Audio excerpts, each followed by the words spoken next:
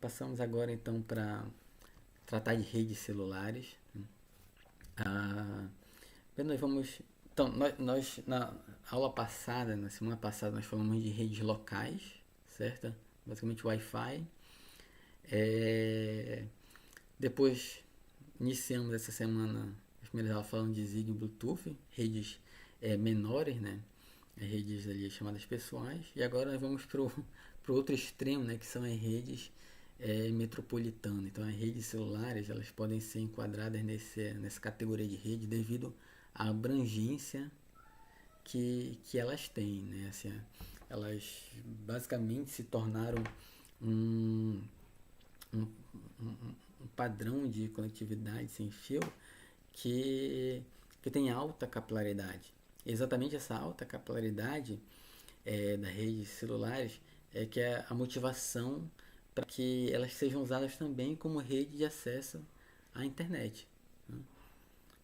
Da mesma forma como, por exemplo, as redes telefônicas, aquelas daquele cabinho trançado que chegava em casa, durante muito tempo foi utilizada para acessar a internet, né, usando primeiro aqueles modems de conexão de escada, depois vieram os DSL, e depois que começou a se mudar, né, se usa outros tipos de tecnologias, é, a ideia naquela época era aproveitar a rede que já existia, então a infraestrutura que já existia do cabo passado para a telefonia, a, a, a internet pelo celular vem na mesma ideia. A rede tem uma capilaridade, a infraestrutura já existe, vamos adaptar ou adicionar funcionalidades daquela infraestrutura para levar a internet a todos os cantos. Essa é a ideia das redes celulares, acesso à internet nas redes celulares.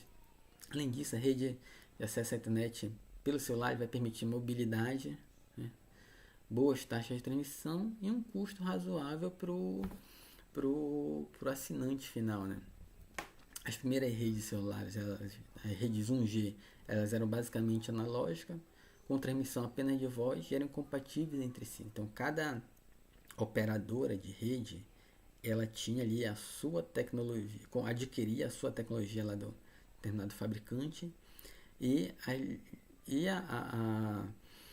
não havia como ela, digamos, interagir com outra rede celular, certo? Então hoje, se eu tô na, se eu sou de assino um plano celular de certo operador, eu chego no local onde eu não tenho aquela eu não tenho aquele mesmo provedor, né, aquele mesmo acesso, eu posso me conectar na rede do outro, né, habilitar ali o ROM e vou pagar um pouco por isso, mas consigo acessar hoje em dia acho que nem sei o quanto eles estão cobrando, ou se ainda cobram, mas eu consigo me conectar naquela outra rede, utilizar aquela outra rede sem precisar trocar o celular, sem precisar trocar o chip.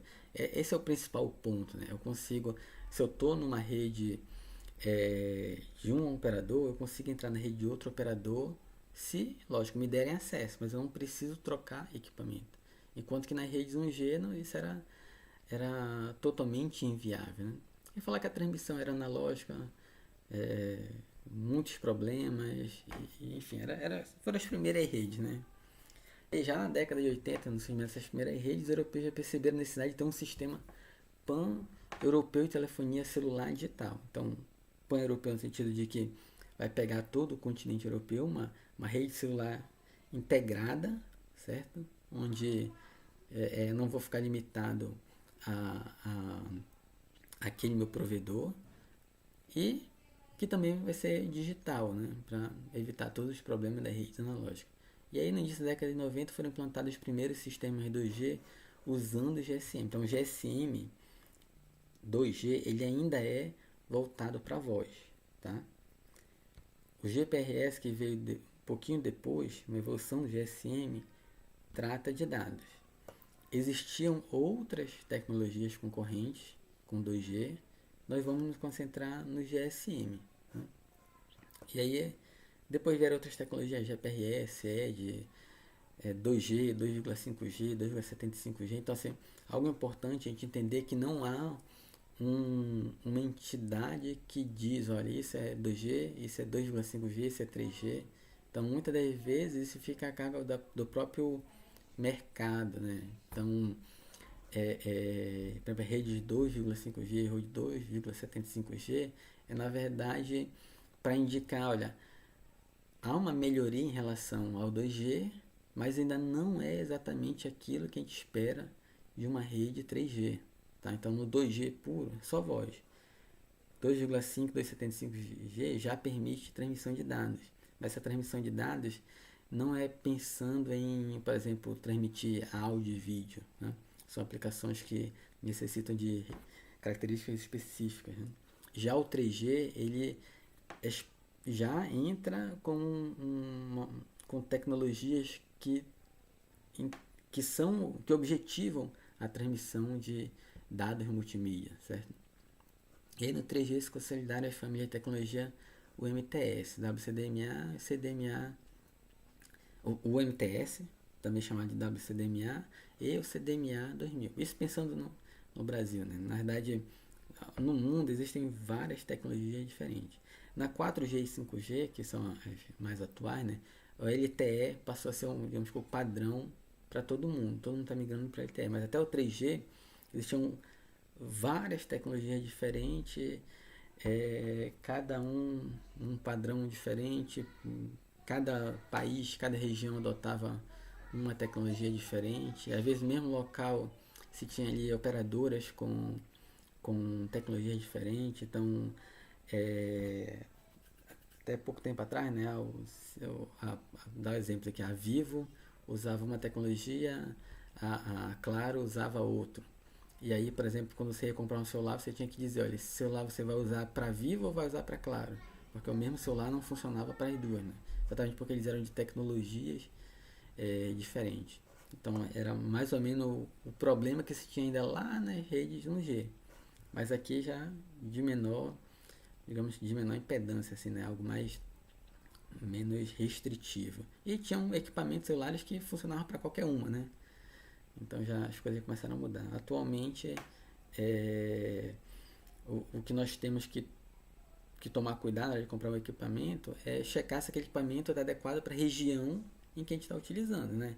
Então, o equipamento no Brasil há normas que da Anatel que são diferentes das normas da agência reguladora lá dos Estados Unidos.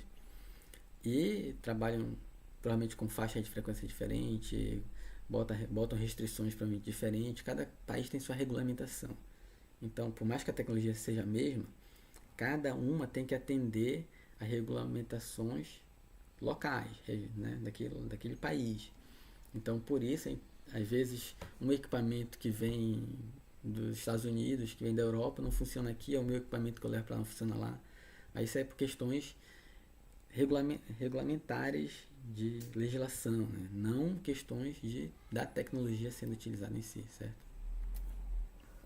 E aqui nós temos um pequeno quadro para mostrar um pouco dessa evolução. Então lá no início tem o GSM, TDMA, CDMA na rede 2G. Aí, houve uma evolução para a rede 2.5, onde passou a inserir dados. A 2.75, onde essa transmissão de dados melhorou, até chegar na rede 3G. Então, o GSM teve ali algumas evoluções, até chegar no WCDMA, que é o do MTS, e o Edge fase 2, que também era uma evolução desse Edge. Né? E o CDMA original do 2G, que era digamos, o concorrente do GSM, ele veio nessa evolução aqui, até chegar ao CDMA 2000, EVDO, EVDV, né? E daqui para frente digamos que todo mundo LTE, todo mundo migrou para o LTE, exatamente, assim, até aqui, né, vocês vão vendo, vai tendo uma evolução, basicamente tenta aproveitar o que se tinha antes para colocar novas funcionalidades. No 4G, houve uma mudança no sentido de que, assim, olha, basicamente assim, vamos deixar isso de lado e vamos implementar novas redes, novos serviços para que funcione bem que já comece funcionando bem, tá? Então, quando aqui, vamos pensar de um modo assim, bem é, é, não formal, né? Vamos colocar assim desse jeito. Isso aqui é algo que a gente vai tentando fazer remendas, né? Ah, melhora isso, melhora aquilo, remenda isso, remenda aquilo. E a ideia no 4G é, não, bora começar de novo e começar já com objetivos atuais, bem definidos. Multimídia, vários usuários, cenários densos e assim por diante, né? E aí o LTE vem nesse sentido. E é por isso, inclusive, que as redes 4G, elas demoraram um pouco mais para ser implantadas. Tiveram algumas redes chamadas de 3G+, 3G, 3,5G, até realmente entrar em redes 4G, certo? E aí na aula de hoje nós vamos falar um pouquinho então das redes 2G e 3G, e próxima aula falar das redes 4G e 5G. Ok, pessoal? Então, visto um pouco sobre a questão de evolução histórica da rede celular, e vamos agora passar para a questão da arquitetura, né, das redes celulares. Vamos tratar primeiro da arquitetura 2G. Nessa arquitetura 2G, nós vamos falar em relação à rede celular de voz, tá? Não vamos estar falando ainda de rede de dados. E quando nós passarmos para as arquiteturas 3G, que nós vamos estar realmente falando em relação a dados. E aí nós vamos ver o que mudou em relação à rede 2G para a rede 3G, para que a transmissão de dados passasse a ser um objetivo significativo dentro das redes celulares, certo? Então, o primeiro ponto, talvez muitos já saibam aqui, né? E a rede de telefonia sem fio recebe esse nome de rede celular, né? Telefonia celular, exatamente porque ela divide a área que ela precisa atender em chamadas células, né? Então eu tenho, por exemplo, essa região aqui para atender, nessa figurinha aqui, certo? Essa área, geograficamente, ela é extensa. Para eu colocar uma única antena aqui para atender toda essa área, essa antena, esse equipamento, não só a antena, mas o equipamento como um todo, ele seria bem custoso, porque a complexidade envolvida seria muito grande, tanto em relação a gerenciar toda essa área, então tem muitos usuários envolvidos, quanto a questão do sinal, né? Então, quando nós já falamos várias vezes aqui, né, em relação aos problemas que o sinal sofre para poder transmitir de um cliente, de um hospedeiro ali para aquele rádio, para aquela antena, né? Então, a ideia é aquela básica de dividir para conquistar, né? Então, essa área ela é dividida em células menores, onde cada célula possui a sua estação base, né, da rede celular, certo? E além dessa ideia de dividir para conquistar, que vai reduzir a complexidade nos equipamentos, vai reduzir o custo nos equipamentos, há ainda a questão envolvida de que é possível fazer uma melhor utilização do espectro de frequência. Então, nessa área aqui, por exemplo, nós temos um espectro de frequência limitado. Então, o 2.4G, né, GHz, aquela faixa ali, por exemplo, nós já vimos o Zigbee usa, o Bluetooth usa, o Wi-Fi usa, outros equipamentos utilizam. Então, a telefonia celular, ela vai ter outra faixa de frequência, mas essa faixa de frequência que ela vai estar também não vai estar imune a ruídos. Vão ter outros equipamentos, outras fontes, inclusive as próprias redes celulares vão estar sendo fontes de ruído para a própria rede celular, né? Assim como acontece com as Wi-Fi. E aí o que se faz então é dividir em células. Tem aqui uma célula, aqui eu tenho outra célula, então essa célula é basicamente a área de cobertura dessa antena aqui, né? Dessa estação base.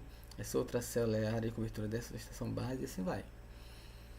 E aí que nessa célula é feito um gerenciamento de que as frequências utilizadas aqui, elas não vão ser a mesma utilizada nas células adjacentes, né? E então a interferência de uma na outra vai ser bem menor, porque vão estar usando frequências diferentes. E aí, quando vai repetir a frequência dessa célula? Vai repetir quando estiver mais para cá para frente, quando estiver bem distante, né? Esse é o que se chama de reuso de frequência. Então a rede ela é dividida em células por esses motivos, né? Basicamente dividir para conquistar, otimizar os recursos, diminuir a complexidade, tá? Embora a gente tenha esse desenho aqui, hoje em dia o que ocorre, na verdade, assim, muitas vezes ocorre, né, é que nós não temos uma torre no centro de uma célula. Na verdade, o que ocorre em algumas situações é que uma torre é colocada bem aqui na união das três células, e aí com antenas direcionais é dada a cobertura para cada uma das células, tá? Então, na verdade, ficaria uma antena bem aqui, e aí com uma antena direcional apontando para essa região, se faria a cobertura dessa área, com outra antena direcional apontada para essa região, faria a cobertura dessa outra área, outra antena apontada para cá, faria a cobertura dessa outra área, e assim vai. Aqui colocaria outra estação base, para cá outra, e assim a gente vai organizando, sempre tentando economizar recursos, né? Não significa que vai ter a mesma estação base atendendo três células, não é isso. O que ocorre é apenas que, em vez de montar uma torre, né, uma infraestrutura de torre, aliás, em vez de montar três infraestruturas de torre, vão ter que, na verdade, uma única infraestrutura de torre. Nessa torre vão ter três estações base, cada estação base com a sua antena apontando para um lado diferente, tá? Então são apenas questões de como organizar, de como manter isso aqui. E muitas vezes essas torres, né, na verdade não são exatamente torres, né, são prédios, para uma área com muitos prédios, né? Então não adianta, não é economicamente viável, e também não adianta levantar torres porque os prédios vão ficar na frente. Então se utiliza os próprios prédios como torre, né? Vocês já devem ter visto que em alguns prédios está cheio de antena em cima. Antenas não aquelas de satélite, mas antenas de celular. Comecem a observar, vocês vão ver. Então, utilizando uma infraestrutura que já existe, né? E no caso, provavelmente a operadora vai pagar ele um aluguel, alguma coisa pro condomínio daquele edifício, e vai poder montar isso aí, né? Então, a rede celular tem esse nome devido a essa divisão em células, tá? As primeiras redes, as de 1G, que nós dissemos, eram todas analógicas. E a segunda geração de redes, elas vieram já com o objetivo de ser uma transmissão digital, porém elas ainda eram focadas na transmissão de voz. Atualizações que vieram depois, que foram as chamadas redes 2,5G, 2,5G, é que passaram a permitir a transmissão de dados. Então nós vamos estar vendo aqui a rede GSM. Então tem, como foi dito, né, tem tecnologias concorrentes. Nós vamos estar usando aqui o GSM, que ele é uma tecnologia que deu base para muito do que ainda se tem hoje na telefonia celular e nas redes de dados por telefonia celular, certo? E inclusive a nomenclatura usada aqui são de acordo com o GSM, tá? Então o GSM foi utilizado para a rede 2G, empregava técnicas FDM e TDM, ou seja, de multiplexação na frequência e multiplexação no tempo. Então cada usuário tem uma frequência diferente para transmitir, e além disso, naquela frequência o tempo é dividido em slots. Então se eu tenho, por exemplo, 10 frequências para transmitir e eu quebro o tempo em 5 slots, significa que eu vou poder ter até 50 usuários conectados ali simultaneamente, né, fazendo acesso. Assim, 10 deles em cada um, 5 deles na verdade, né, 5 deles em cada uma das 10 frequências, certo? Na frequência 1 tem 5 usuários, na frequência 2 5 usuários, na frequência 3 5 usuários, assim vai, sendo que cada um desses 5 em uma frequência, eles acessam um slot de tempo diferente, certo? E aí cada célula possui uma estação base transceptora. Então é o que nós estávamos falando aqui, dessa estação base chamada de transceptora. No 2G tem esse nome, utiliza a sigla BTS. No 3G utiliza o termo Node-B, mas nós vamos ter ali a nossa estação base, tanto faz qual é a tecnologia utilizada, 2G, 3G, 4G, 5G, sempre vai ter a estação base, que é quem vai fazer aqui a ligação do usuário móvel com a rede de acesso, certo? Esse aqui é o primeiro salto da rede de acesso, que é o salto wireless sem fio. E aí, dessas estações base é que conectam os roteadores e vários outros equipamentos para sair para a internet, né? Para ter a saída para a rede de telefonia pública. O que vai mudar nas gerações é como essas estações bases estão organizadas e como elas são controladas, né? Além, lógico, das tecnologias utilizadas, né? Questão de rede 2G, então estamos falando de FDM, TDM. Na rede 3G já entra o WCDMA. Redes 4G são tecnologia LTE. Então a tecnologia vai mudando e vai mudando também como é a organização desses elementos, como é a gerência, o controle desses elementos, né? Então na rede 2G temos a estação base, transceptor, o BTS, e temos um controlador de estação base que vai prestar serviço a vários BTS. Então já adiantando aqui a figurinha, então tem aqui uma estação transceptora, tem outra aqui, BTS. Cada uma delas vai estar responsável por uma célula, né? Por uma área de cobertura. E tem ali os usuários, né? Os assinantes móveis, certo? Que vão provavelmente estar se movendo entre essas células.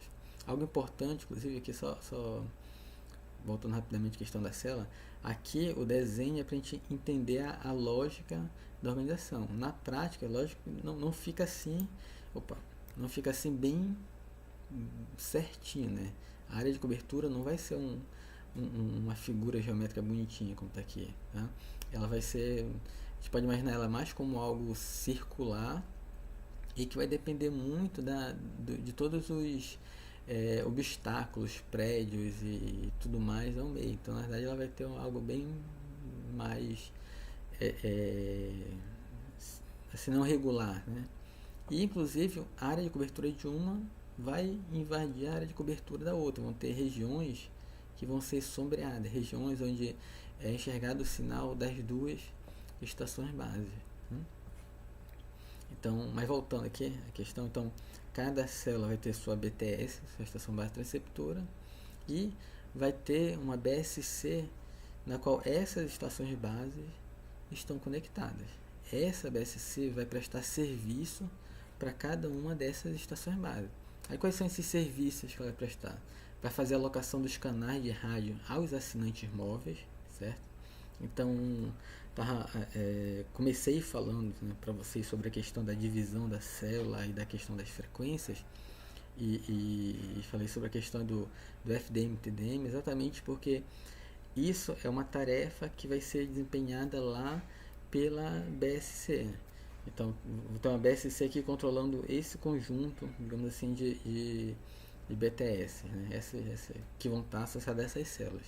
Então essa BSC, ela é quem vai indicar quais são as frequências que os usuários, assinantes móveis dessa célula vão usar, quais são as frequências que o assinante móvel aqui vão usar, dessa outra vão usar e assim por diante. E aí ela faz esse gerenciamento do reuso de frequência, né, para um interferir menos no outro. Assim, então vai fazer a alocação dos canais de rádio aos assinantes móveis, certo?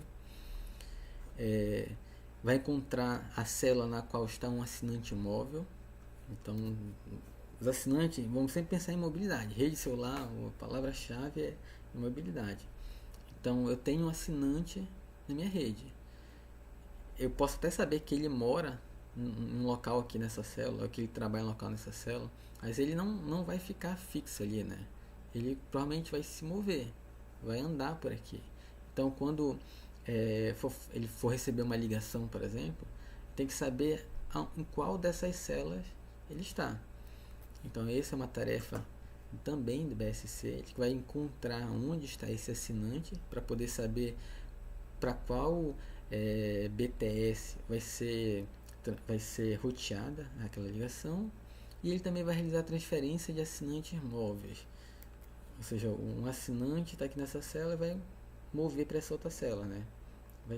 Vai estar de carro, andando, bicicleta, como for, ele vai mudar essa célula para essa outra.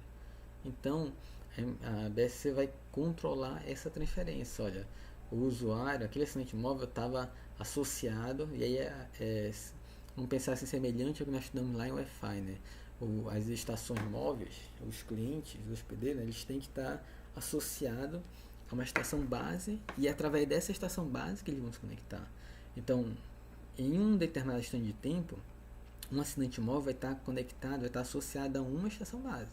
Por mais que ele tenha aqui num ponto onde ele enxerga várias, ele não vai estar, tirando um momento ali de handoff, ali, um momento de mudança, ele não vai estar associado a mais de uma estação base ao mesmo tempo. Eu estou enxergando várias aqui, vou fazer uma ligação e vou escolher qual estação base vou transmitir. Não é assim. Ele tem que estar associado a uma estação base. Se ele está se movendo, ele entra na área de cobertura de outra estação base, existe uma comunicação entre esses dois, e o BSC vai gerenciar essa comunicação para dizer, olha, esse usuário que estava associado a essas BTS agora vai passar a ser associado a essa outra BTS, né? Então, o nosso BSC é quem vai prestar esse serviço de fazer a transferência do assinante móvel de uma estação base para outra estação base e garantir que não vai ter a queda da ligação. Digamos que ele vai fazer a ligação enquanto faz essa transferência. Então, o BSC tem que garantir que não vai haver uma queda. Vai haver uma queda se por acaso tiver algum impedimento de sinal aqui, né? Então, digamos que essa célula aqui ela é bem menorzinha, essa outra célula também é bem menorzinha. E tem uma área aqui que o sinal é muito fraco, né? Não tem sinal. Aí, se o usuário passar por aqui, vai ter queda. Não tem como, né? Não ter. Lógico que isso, as redes, os locais onde os BTS são instalados mais são projetados para que isso não ocorra, mas pode ocorrer, né? Pode ter lugares em que o sinal não tá bom e a rede cai. Mas em condições normais, né? Ali de temperatura, pressão e sinal, né, digamos assim, não vai ocorrer uma queda. Só vai ocorrer uma queda no sinal se, por exemplo, essa BTS estiver totalmente congestionada. Então, eu dei ali o exemplo que se tem 10 frequências e 10 slots de tempo para cada frequência, a estação base conseguiria ter até 50 assinantes simultaneamente. Então, se tiver aqui, se for esse o exemplo, e tiver aqui 50 assinantes já fazendo ligações, o próximo que tentar fazer ligação, ele vai receber aquela mensagem que talvez vocês já tenham visto de rede ocupada, né? Provavelmente vocês já devem ter tentado fazer uma ligação e viram ali, rede ocupada. Então, rede ocupada é exatamente quando a minha BTS está totalmente congestionada, todos os canais dela estão ocupados, não consegue atender mais ninguém. E ligação de voz, né? Não dá, a gente não espera. Eu vou fazer uma ligação e vou entrar naquela fila de espera, vou ficar escutando a musiquinha para depois continuar a minha ligação. Não funciona assim, né? Se for dados, se eu estiver transmitindo dados, aí vai ter aqui um buffer, uma memória que vai guardar aqueles dados quando a rede descongestionar e envia. Mas ligação de voz não, tem que ser em tempo real, naquele momento. Então, se essa BTS estiver totalmente ocupada, já com ligações simultâneas que estão na capacidade dela, a próxima pessoa que tentar ligar vai receber a mensagem de rede ocupada, ou uma pessoa que estava com uma ligação já ativa, já falando com alguém e mudou para essa célula, vai ter a sua ligação cortada, né? Vai cair a ligação. Aí ele vai tentar ligar de novo, vai aparecer a mensagem de rede ocupada, até que vai chegar em um momento em que ele vai conseguir ligar de novo. Lógico que isso é muito ruim, inclusive existem vários trabalhos, pesquisas, que é só como gerenciar isso para evitar que essas ligações que já estão em curso caiam, tá? Porque assim, se a gente pensar em assim, os dois tipos de usuário, né? Tanto o que está se movendo de uma célula para outra, quanto aquele que está aqui paradinho e vai tentar fazer a ligação, os dois vão ficar chateados. Estou aqui, quero fazer uma ligação e recebi uma mensagem de rede ocupada, vou ficar chateado. A pessoa que está movendo aqui a ligação cai no meio também vai ficar chateado. Mas esse que está já com a ligação em curso e a ligação cai, ele fica mais chateado ainda, menos descontente ainda com o serviço. E em termos de serviço, né, mesmo se o usuário não ficar chateado, isso não deve acontecer. A chamada está em curso, ela não pode cair. Tá? Então existem, por exemplo, vários métodos só de garantir que essa chamada aqui não vai cair. Tá? E aí isso é algo que fica para vocês estudarem depois. Então a BSC é quem vai fazer todo esse controle, toda essa gerência, né, dos BTS, dos assinantes conectados às BTS, a mobilidade desses assinantes e assim por diante. E aí o conjunto, né, da BSC e os seus BTS é chamado de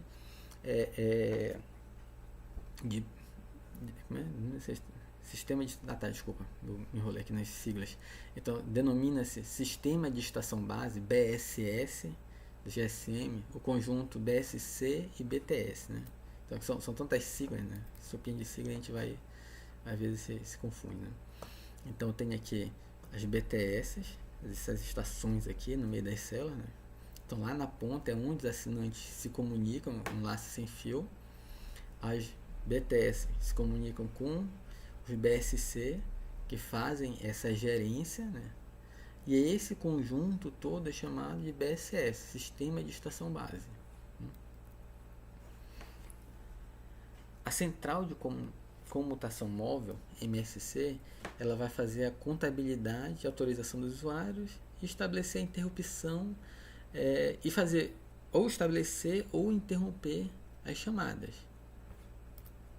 Então, esse outro elemento bem aqui, o MSC, ele vai estar conectado às BSCs. Então, os BTS se comunicam com os BSCs.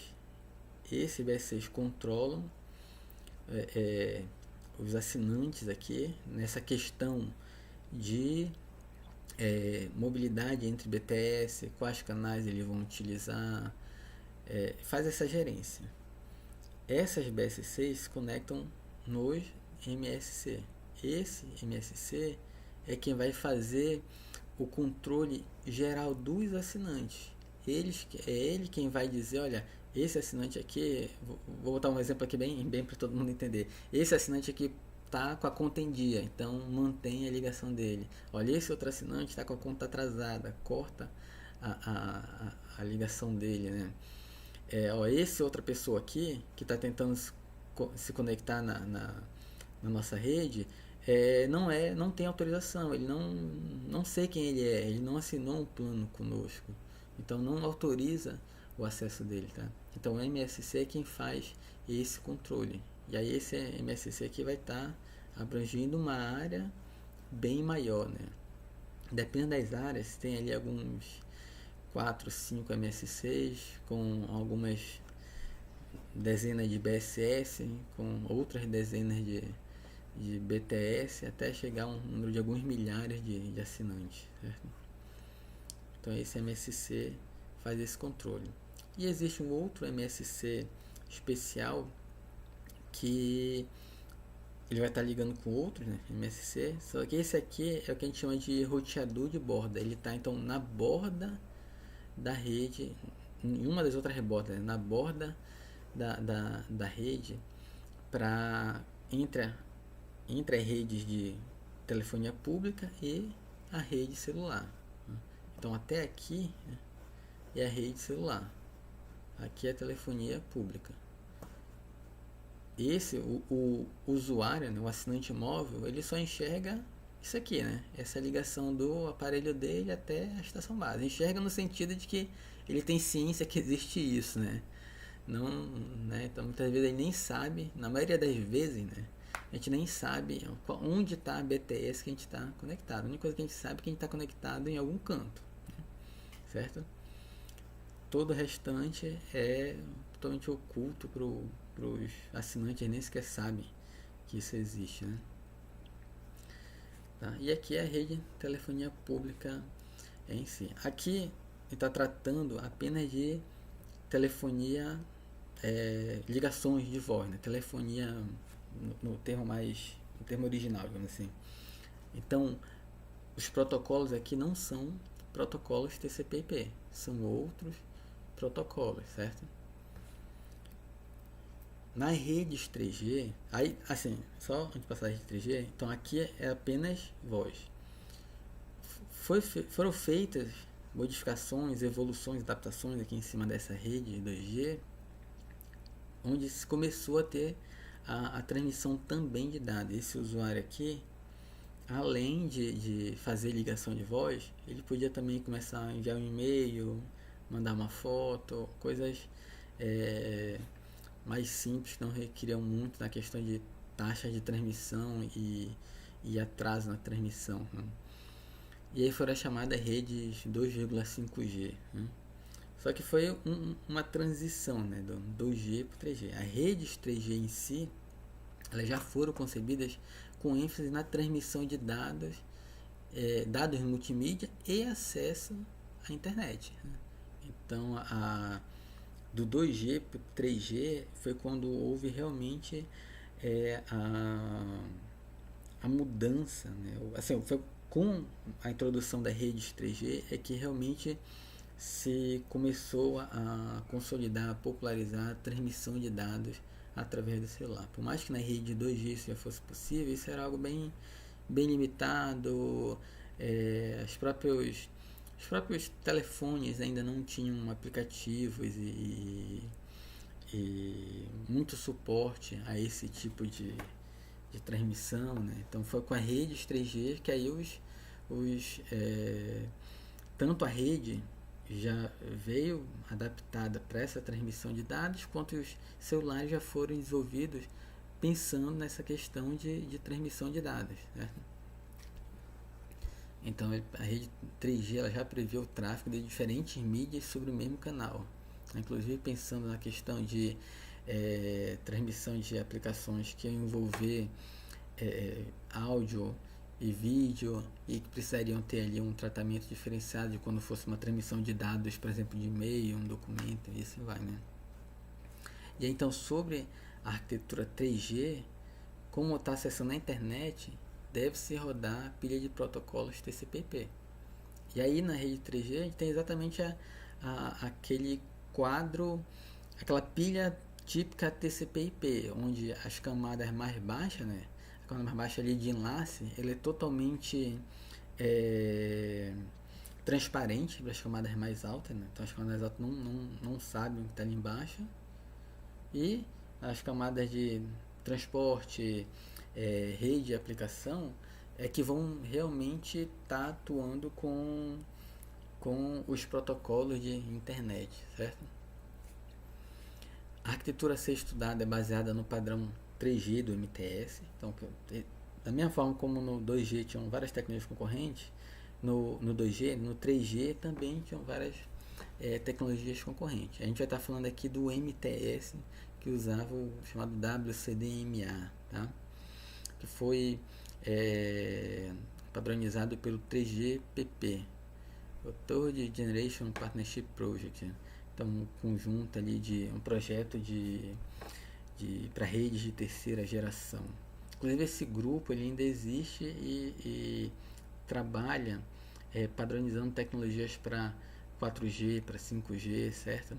Lembrando assim, não tem uma definição específica, assim, não tem, assim, esses grupos, como por exemplo o I3E, o Bluetooth SIG, o Zigbee, Alliance, 3GPP, TUT, tem várias entidades aí, algumas empresas privadas, outras não. Eles definem padrões, mas eles não definem, não há como definir o que é essa tecnologia é 3G, essa não é 3G, né? Essa ideia do o que é uma rede 3G, o que é uma rede 4G, uma rede 5G, isso vem uma concepção onde o mercado e os projetistas e os desenvolvedores visualizam qual vai ser a próxima evolução. Tá, hoje nós estamos na rede 4G, né? Nessa rede aqui nós conseguimos isso. as redes de próximas gerações, elas devem ser como. Então são colocadas ali expectativas, características, metas para serem alcançadas com as tecnologias. Mas não existe um padrão que diz, olha, uma rede para ser considerada 3G tem que ser isso, isso e isso. Uma rede para ser considerada 4G tem que ser isso e isso. Se atendeu todos os pontos se não atendeu, não é. Não é assim que funciona, tá? Isso tem que ficar bem claro. E é por isso que tem esses rede 2G, 2,5G, 2,75G, 3, 3,5, 4, rede 4,5G. Então é porque vão tendo evoluções na tecnologia, elas vão tendo ali umas características diferentes, elas já começam a apresentar algumas funcionalidades das redes das próximas gerações, mas ainda não são realmente tecnologias que abrangem tudo das próximas gerações, né? Então, por exemplo, eu não tenho certeza se no Brasil, apesar de já ter muita propaganda, eu não tenho certeza se no Brasil nós temos alguma operadora em que a rede possa dizer que ela é totalmente 5G, no sentido assim de que ela atende a todas as expectativas e características que foram colocadas há alguns anos quando se começou a projetar a rede 5G, tá? Então, assim, muitas das vezes assim, inclusive isso muda, né? Então, algumas tecnologias que num país são consideradas 3G ou 4G, no outro país não é considerada. Uma tecnologia que no Brasil é considerada 3G, sei lá, na Espanha pode ser considerada 4G e isso vai variando muito, né? Então, eu queria apenas colocar essa observação de que é difícil um pouquinho a gente dizer o que é exatamente ou 3G, ou 4G, ou 5G, né? Esse G aí é de geração e eles ajudam a gente a se organizar historicamente e entender os objetivos daquela tecnologia. Então, aqui no 3G, o objetivo era começar a utilizar dados multimídia, né? Hoje em dia, na rede 5G, lógico que acho que é o trâmite de dados, mas aí já é pensado mais em outros objetivos, como por exemplo a questão dos cenários muito densos, certo? Na questão de muitos usuários usando diferentes aplicativos ao mesmo tempo, e aí a rede tem que dar suporte a isso, né? Então os objetivos vão evoluindo, as tecnologias vão evoluindo, as tecnologias buscam atender esses objetivos, aí dessa forma elas vão sendo enquadradas ali em alguma geração específica, né? Então, 3GPP, e resumindo, 3GPP, ele define tecnologias, como por exemplo, define padrão para o LTE, né, que é usado na rede 4G, é usado também, tem evoluções do LTE, que é usado para a rede 5G, vocês vão ver isso na próxima semana, tá? E aí a rede 3G, ela para estudar, nós costumamos dividir em duas partes, o núcleo da rede 3G e a borda, a rede de acesso 3G. Então, o núcleo da rede 3G, só pegando logo aqui a figurinha, né? Então tá aqui, essa aqui é a topologia da rede 3G. Aqui, olhando para essa parte e esses aqui para cima, MSC e roteador MSC, é exatamente a rede 2G que nós tratamos, nós falamos agora há pouco. E aí entram novos elementos que estão para cá. Então, quando a gente fala em núcleo da rede, a gente está falando dos elementos que estão entre a rede de internet ou a rede de telefonia pública, né? No caso aqui, pensando na internet, que está entre a rede de internet e a rede de acesso, ou seja, aquela rede que realmente vai conectar ali os usuários, os móveis, né? Esse é o núcleo da rede. E essa parte aqui é a rede de acesso, é a borda da rede, né? Então, aquele núcleo da rede, ele vai conectar a rede de acesso por rádio à internet, né? Fazer a conexão dessa rede de acesso à internet. Eles vão operar em conjunto com o equipamento da rede celular de voz já existente, particularmente o MSC. Então, nas redes 3G, o que se fez foi, olha, tem uma estrutura 2G, vamos aproveitar aquela estrutura que já existe, vamos adicionar novos elementos e novas funcionalidades para que essa rede agora permita a transmissão de dados. Então a rede 2G ela continua existindo aqui dentro da rede 3G. Elas operam, digamos que em paralelo, né? Sendo que a 2G, né, vamos pensar assim, ela está aqui específica para telefonia por voz, ligações de voz, né, tradicionais, e a parte 3G específica para transmissão de dados. Tá? Então, o núcleo da rede conecta a rede de acesso com a internet, opera em conjunto com o equipamento da rede celular de voz já existente. O núcleo da rede celular de voz GSM fica intacto e novas funcionalidades são adicionadas em paralelo, eu acabei de explicar, né? E os nós no núcleo são servidor de nó de suporte GPRS. Faltou aqui o termo. Então, os nós no núcleo são dois tipos de nós. É isso que eu queria colocar aqui, ficou meio confusa a frase, né? Então são dois tipos de nós. O servidor de nó de suporte GPRS, de nó de suporte GPRS, o SGSN, né? E o roteador de borda de suporte GPRS, o GGSN, né? Então o GPRS é a tecnologia de transmissão de dados nas redes 3G. E aí tem um nó de suporte, servidor de nó de suporte, e tem o roteador de borda de suporte, ambos para GPRS. Então, tratando aqui só da parte 3G, né? É o SGSN e o GGSN. Então, SGSN e o GGSN, né? O SGSN, responsável por entregar datagramas de e para os nós móveis na rede de acesso por rádio. Então ele está bem aqui, né?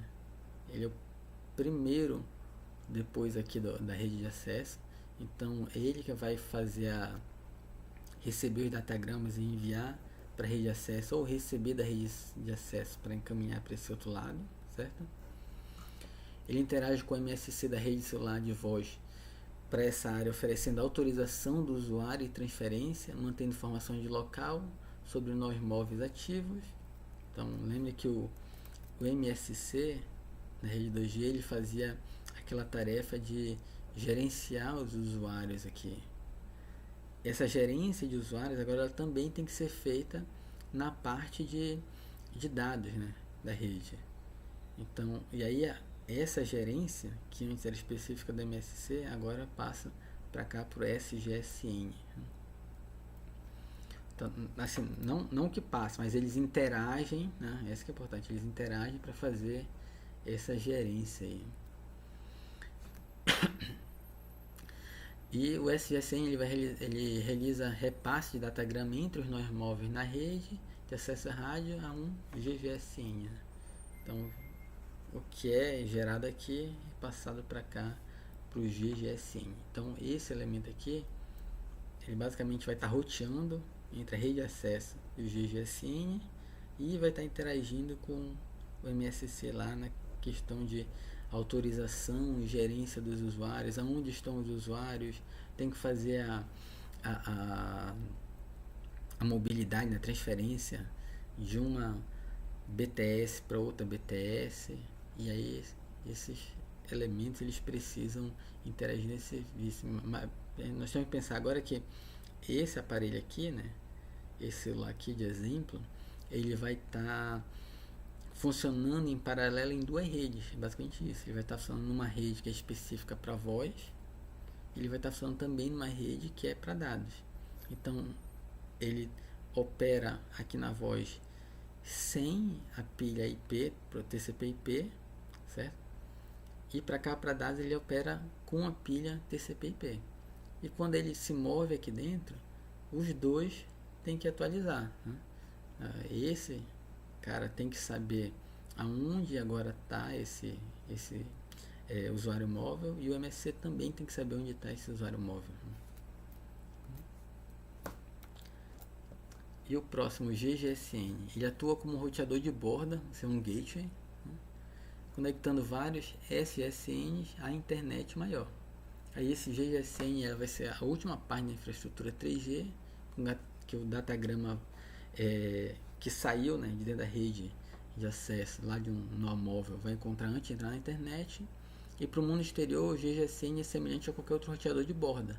Então, ou seja, a internet, quem está fora da rede 3G, enxerga apenas um roteador. Como as coisas estão ali dentro, é totalmente transparente, né? Então, o SGSN ele é um roteador, certo? Vai estar passando datagrama para um lado e para o outro, que sabe, que enxerga a rede 3G aqui, a rede celular. O GGSN vai estar controlando vários SGSN, vai controlando ainda mais fazendo roteamento para vários GGSN, e ele, a principal tarefa dele, digamos assim, é esconder tudo isso aqui da internet, né? Quando uma pessoa enviar um e-mail, vou pegar assim, uma pessoa enviar um e-mail e passar lá pela internet e por todos os roteadores até chegar nesse aqui, tudo que vai ocorrer aqui dentro da internet não leve em consideração se aquele e-mail vai chegar num usuário móvel lá numa rede 3G ou se está chegando na casa, assim, por cabo na casa de uma pessoa. Então a rede de acesso, isso aqui é uma rede de acesso, né? As redes de acesso, elas sempre vão ter roteadores de borda que deixam a rede de acesso transparente para a internet pública. Então não sei a complexidade, não sei como as coisas aqui dentro estão organizadas, não sei a tecnologia aqui dentro, certo? Então esse cara tem essa função de esconder isso tudo da internet, né? E do lado da rede de acesso, então do lado da rede de acesso, né, a borda sem fio, a gente chama, vai ser a rede de primeiro salto sem fio que vemos como usuários do 3G. Então, o que eu comentei, né, o usuário ele apenas sabe que está conectado em uma estação base, não sabe nada além disso, né? O controlador da rede de rádio RNC em geral controla várias estações base transceptoras da célula, chamadas de Node Bs, né? Então agora essas estações transceptoras na nomenclatura do 3G são chamadas de Node Bs, né? E o RNC é quem vai controlar essas estações base, né? Esses Node Bs,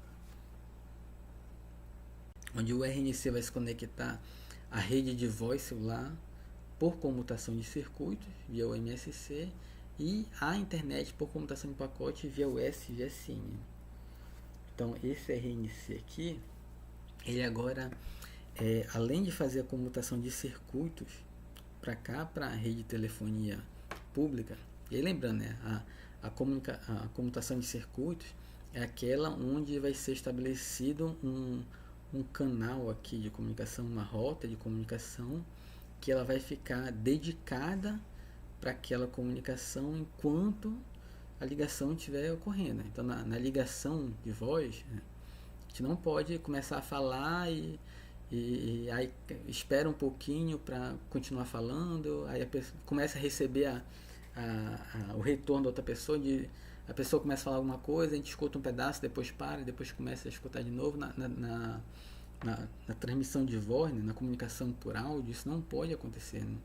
Isso aqui tem que fluir como se tivesse uma pessoa ao lado da outra. Então, estabelecida aqui uma comutação de circuitos exatamente para deixar dedicado uma rota para garantir que essa comunicação vai ter uma fluidez nesse sentido, né?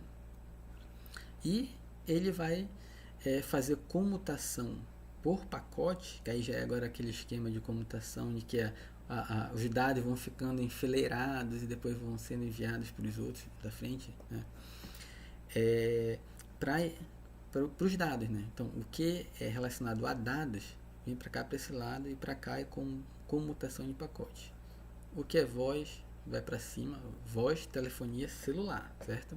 Não voz, a ligação de WhatsApp, digamos assim, né? Que na verdade nessa época nem tinha ligação de WhatsApp, né? Mas não a ligação usando algum aplicativo. Estou falando a ligação clássica de telefonia celular, certo? Então, o que for de dados, vem para cá, para esse lado. E aí é RNC que vai estar fazendo essa gerência. Isso vem para cá, isso vai para lá e assim por diante. A mudança significativa no UMTS 3G é que, em vez dele usar o método FDMA-TDMA, lá do GSM, ele emprega o DSWCDMA, Direct Sequence Wideband CDMA, que é uma tecnologia que consegue atender mais usuários, ter uma boa taxa de transmissão, no caso, né, 2 megabits por segundo na época, né, isso aí eu tenho que lembrar da época, isso aqui já era uma boa taxa de transmissão, e essa tecnologia aqui, ela opera em paralelo à rede 2G. Então, lembrando, as coisas que estão ocorrendo em paralelo, né, tem mesmo assinante móvel aqui, ele está na rede 2G e 3G ao mesmo tempo, digamos assim, vamos pensar nesse sentido, né? Então, ele está numa rede de transmissão de ligações de voz, que é exatamente a 2G, e ele está numa rede de transmissão de dados, que é agora a evolução dessa 2G. São mais equipamentos e que transformou tudo no 3G. E aí, inclusive, as tecnologias elas operam ali em paralelo. Tá? Depois do WCDMA, veio ainda na rede 2G, e aí alguns já colocam como rede 2,5, 2,75, o HSPA, acesso a pacote em alta velocidade, né? High Speed Packet Access, que é uma evolução do MTS, que já permitia taxas maiores, 14 megabits por segundo, a rede passou a ter uma capacidade maior de usuários, a transmissão também tinha uma qualidade melhor, então é uma evolução do WCDMA. E o HSPA ele não necessita alterar o núcleo da rede, isso é algo importante.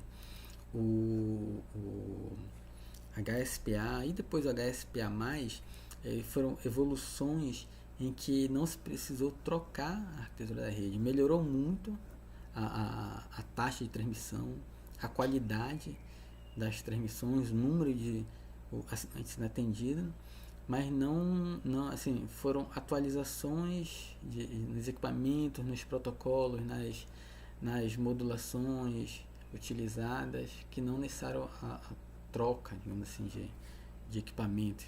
Tira todos esses equipamentos e coloca um novo. Como vocês podem observar, né, do 2G para o 3G,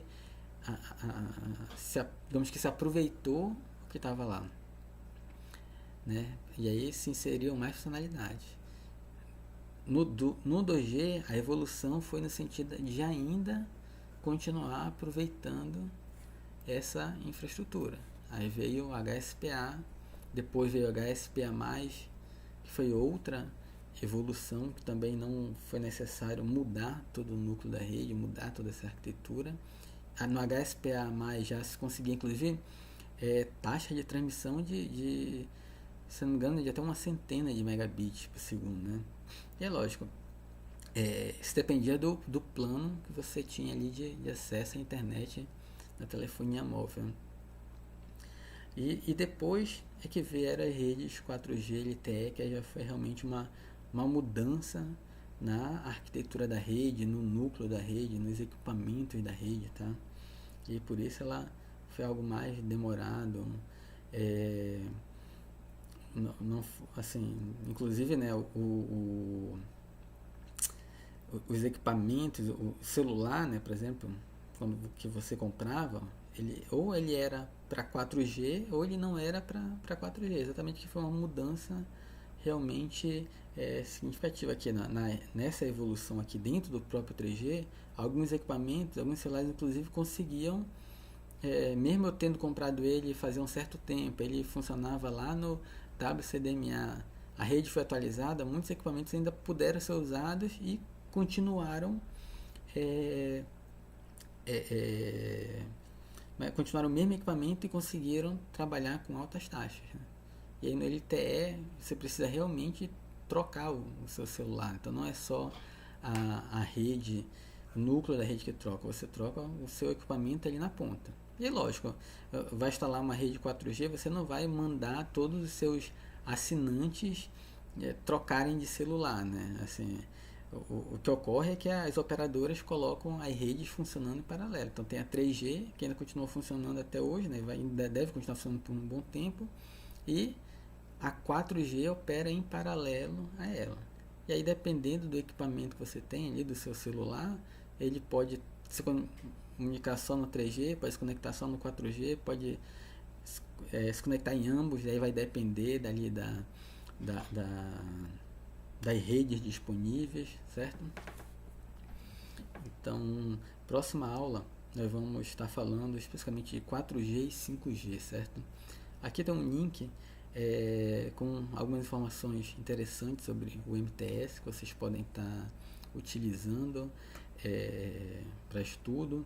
A maior parte do que eu coloquei aqui é do livro lá do Kurose, certo? Mas tem algumas coisas a mais, alguns comentários a mais que eu fiz que para quem quiser entender um pouco mais e até entender a questão mais de o que é exatamente WCDMA, o que é o HSPA, essas sopa de letrinhas aí, né? Assim, entender ali a questão dos canais, ver o espectro de frequência utilizado.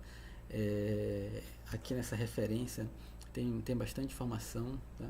E tem também, assim, não é difícil, né, encontrar na internet informação sobre essas tecnologias, certo?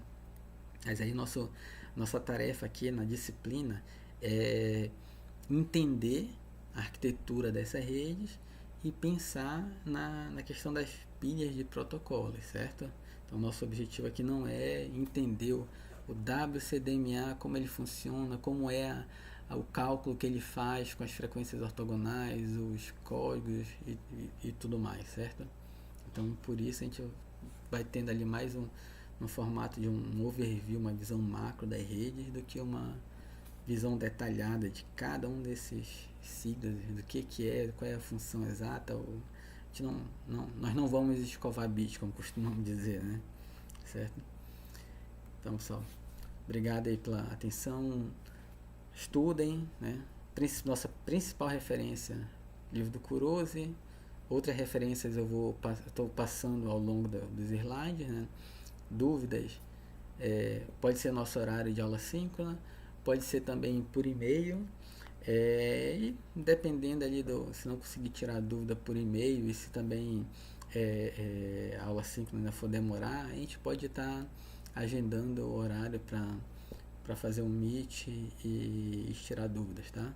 Mas aí me avisem se tiverem com dúvidas, né? Obrigado, até a nossa próxima aula.